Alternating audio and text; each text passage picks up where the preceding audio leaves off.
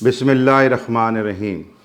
दोस्तों, मेहरबानों, पाकिस्तान की उम्मीदों के महवर व मरकज़ बच्चों, अल्लाह करीम आपको हमेशा करम के दायरे में रखे। आजकल मेरे प्यारे मुल्क पाकिस्तान के बच्चे कुछ उदास हैं और उदासी की वजह बिल्कुल वाज़ेह है। बच्चों की ख्वाहिश थी कि पाकिस्तान इंडिया को वर्ल्ड कप में हराएगा, और ये जो पाकिस्तान का एक नेगेटिव रिकॉर्ड बन रहा है, 7-0 से हम इंडिया से हार चुके थे, तो अब 8वीं दफ़ा हम नहीं हारेंगे और पाकिस्तान इंडिया को हरा देगा। उसके बाद ये किसी को भी तवक्को नहीं थी कि हम अफ़गानिस्तान से भी हार जाएंगे और अफ़गानिस्तान बहुत कन्विंसिंगली हमें हरा देगा। तो ये हम अफ़गानिस्तान की टीम को स्पोर्ट्समैन स्पिरिट, जो कि हम क्रिकेट में या स्पोर्ट्स में कहते हैं, उसके तहत मुबारकबाद पेश करते हैं। They played very well. लेकिन ये पाकिस्तान की क्रिकेट में जो ये ज़वाल है और जिसकी वजह से पाकिस्तान के बच्चे, मैं जिसके हवाले से बात कर रहा हूँ कि उदास हैं, पाकिस्तान के जो बच्चे हैं और जो पाकिस्तान के लोग हैं, ये अपने मुल्क से बहुत मोहब्बत करते हैं और ये हार को बर्दाश्त नहीं कर सकते।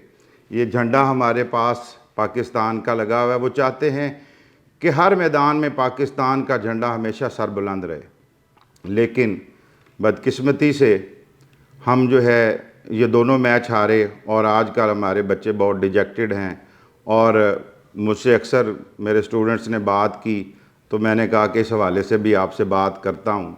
हम सुना करते थे पहले बहुत सी कुछ बीमारियों का नाम हम लिया करते थे जब छोटे थे, तो टीवी में देखते थे, फिल्म में जब देखते थे कि जी फ़लाँ शख्स को टीबी हो गई, तो इसका मतलब होता था कि अब इसके बचने का कोई इम्कान नहीं है। फिर हमने ये कहना शुरू कर दिया कि जी फ़लाँ अदारे को और फ़लाँ को जी कैंसर चाट गया है। लेकिन हमारी क्रिकेट को और या हमारी सोसाइटी को, पाकिस्तान की सोसाइटी को एक और बीमारी हो गई है। इस बीमारी का नाम है SLE। ये बड़ा कम लोगों ने नाम सुना होगा। इसमें जो इंसान की बॉडी में जो सेल होते हैं वो ऑपोजिट फंक्शन परफॉर्म करना शुरू कर देते हैं। अगर मिसाल के तौर पर अगर कुछ जो सेल हैं, जो खुलिए हैं, उनका काम ये है कि इंसान को सांस सही तरीके से आए और उसके फेफड़े सही काम करें, तो वो जो फेफड़ों के सेल हैं वो उससे ऑपोजिट फंक्शन परफॉर्म करेंगे और इंसान को जो है वो ऐसा फंक्शन शुरू कर देंगे जिसमें फेफड़ों में वो सांस की तंगी होगी और हर जगह पे, किसी जगह पर भी अटैक कर सकती है। और फिर जो SLE के जो पेशेंट होते हैं, फिर वो मुख्तलफ़ उनको कॉम्प्लिकेशंस होती रहती हैं और फिर उनकी जो है इसी में खुदा न खास्ता कई लोगों की डेथ भी हो जाती है।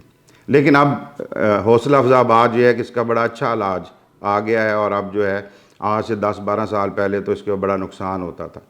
दूसरी जो इस बीमारी में एक बहुत परेशानी की बात है कि इंसान डिसाइड नहीं कर सकता कि वो इलाज किस किस्म का करे। अगर तो वो चाहता है कि पेशेंट की ज़िंदगी लंबी हो, तो फिर ऐसे होता है कि उसको दर्द बहुत होती है, और अगर पेशेंट को दर्द ख़त्म करने के लिए दवाइयाँ दी जाएँ तो उसकी लाइफ एक्सपेक्टेंसी कम हो जाती है।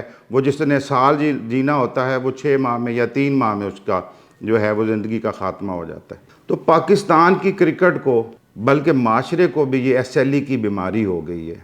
इसमें हमारे वो अदारे जो हमारे सेल का, जैसे आप किरदार मैंने आपको बताया, वो अदारे जिनको काम करना चाहिए वो उससे ऑपोजिट काम करना शुरू कर देते हैं। मैं आपको एक एग्जांपल देता हूँ। मसलन अगर कस्टम के लोगों का ये काम है कि पाकिस्तान में वो स्मगलिंग ना होने दें, तो वो ऐसा काम शुरू कर देते हैं वो लोग कि पाकिस्तान में स्मगलिंग के फ़रोग़ में वो अपना हिस्सा डालते हैं और अपने ज़ाती मफाद के लिए रिज़्क़ हराम कमाते हैं। एंटी नारकोटिक्स फोर्स वाले, जिनका काम मंशियात को रोकना है, वो ख़ुद मंशियात की तरसील में लग जाते हैं। तो तकरीबन हर शोबे में अपने ज़ाती मफाद की खातर पैसे की दौड़ में रिज़्क़ हराम के पीछे लोग चल पड़े।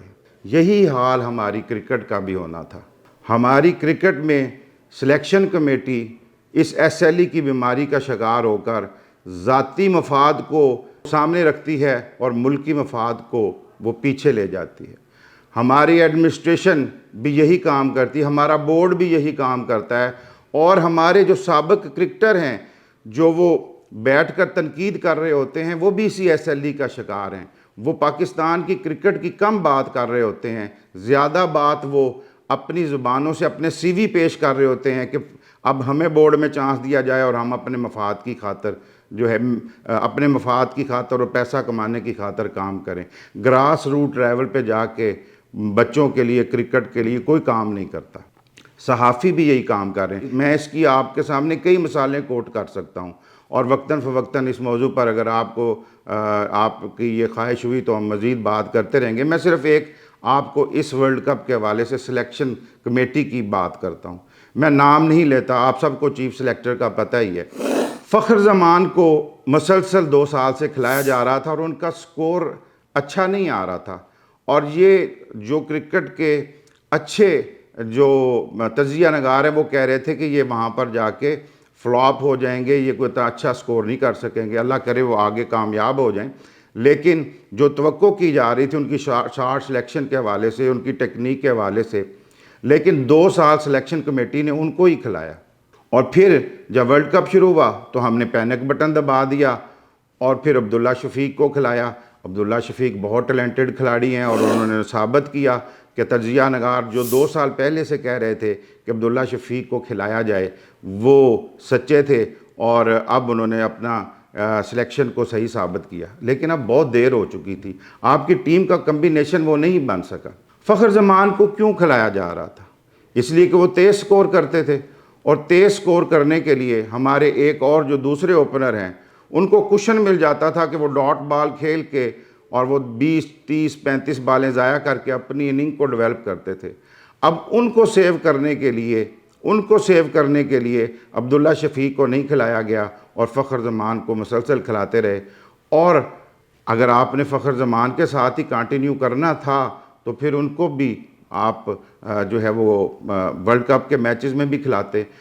آسان میچز میں تو کھلایا، مشکل میچز میں آپ نے ان کو نہیں کھلایا۔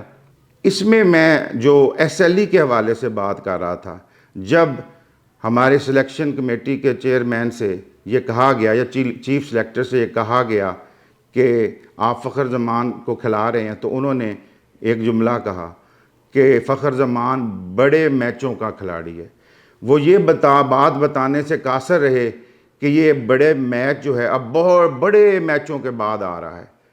ہماری سلیکشن کمیٹی کو تو ایک کنسسٹنٹ پلیئر چاہیے تھا نا، جو دنیا کی ہر سلیکشن کمیٹی کنسسٹنسی کی طرف جا رہی ہے، اور ہم یہ کہہ رہے ہیں کہ بائی چانس ہمارا یہ جو بڑا کوئی میچ جتا دے گا اور بڑے میچ کا کھلاڑی ہے۔ تو اس کے حوالے سے ایڈمنسٹریشن کے حوالے سے ہمارے تجزیہ نگار ہیں ان کے حوالے سے ہم مزید بات بھی کریں گے۔